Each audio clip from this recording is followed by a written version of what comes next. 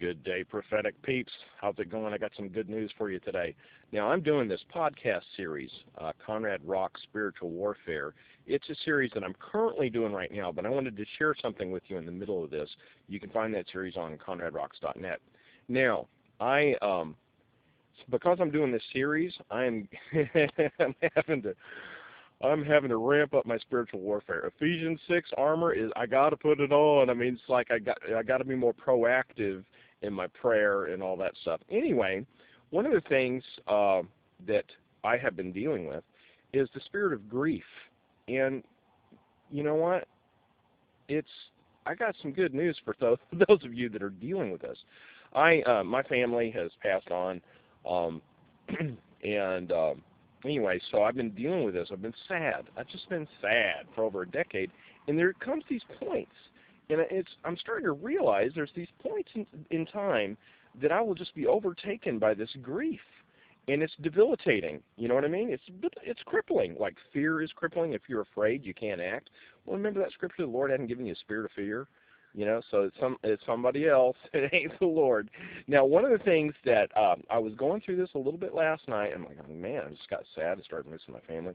Well, God broke through, and He said, "They're with me.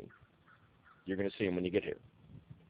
So I was excited about that. I'm like, well, that became real. That became real. I knew my family was saved, and I was excited about that.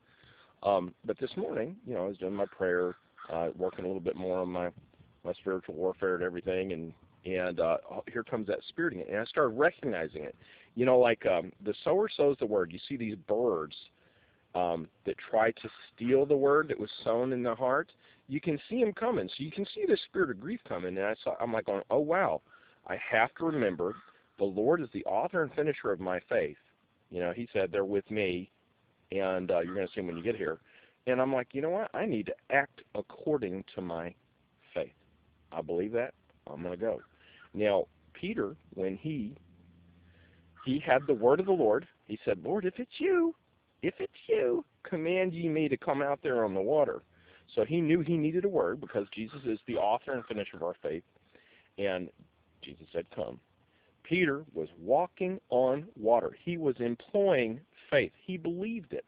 But when he began to look at the wind, the storm, the spirit of grief, he started to sink. Okay, but Jesus saved him, thank God, because he cried out to the Lord, whosoever shall call upon the name of the Lord shall be saved. But my point was, he got distracted. He was looking at the wrong thing. We need to keep looking unto Jesus, the author and finisher of our faith. We got to meditate on the Word, keep our eyes looking to Jesus, the author and finisher of our faith, and He'll fight our battles for us. Like the Lord rebuked you when Michael was battling with the devil over the body of Moses. He appealed to God. The Lord rebuked you, and the Lord will do your battle. He will fight your battle for you. Just keep going. Now, for those of you that are going through grief and stuff, keep in mind, it's unhealthy after a while. It's a spirit, and it's crippling. So stand on the Word and let the Lord fight the battle for you. Till we meet again, dig deeper, go higher.